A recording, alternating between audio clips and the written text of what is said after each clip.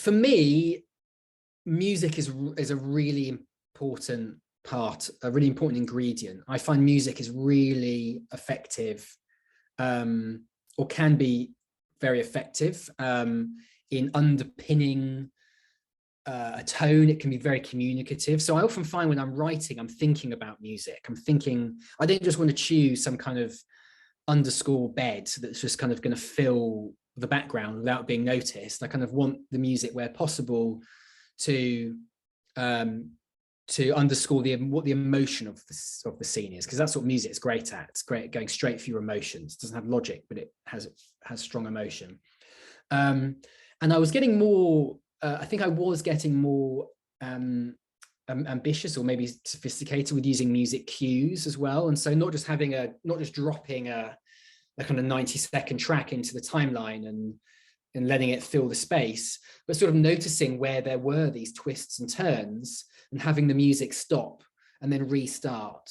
And maybe having a music cue that only lasts 8 seconds before another music cue comes in. And I think that one, the music is really important in the Peter Principle piece.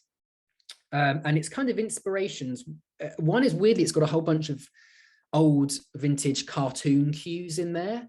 So it's kind of got, they're not from Looney Tunes, but they're evocative of like Looney Tunes, kind of weird like horns going and kind of, and bits like that. The main music in it actually I discovered it by accident. So my source for music in all of these early videos, again, was trying to keep them in the public domain and using Creative Commons licenses, because I couldn't afford to use, to license music. And there was a great, I think it was called, I wish I could remember what it's called. I think it's CC, like it's in Creative Commons. I mean, there's a whole bunch of sites. I think it might actually have been the Free Music Archive. I think that's what it was, which is freemusicarchive.org. And there's a whole bunch of just people who make music and they upload it and they say, you can use it in your piece, just give me a credit. And I discovered on there, I used to spend time crawling through the archives there and just playing music and then downloading anything that I thought sounded cool, anything that was evocative of an emotion, anything that kind of created this, images in my mind, as music can do.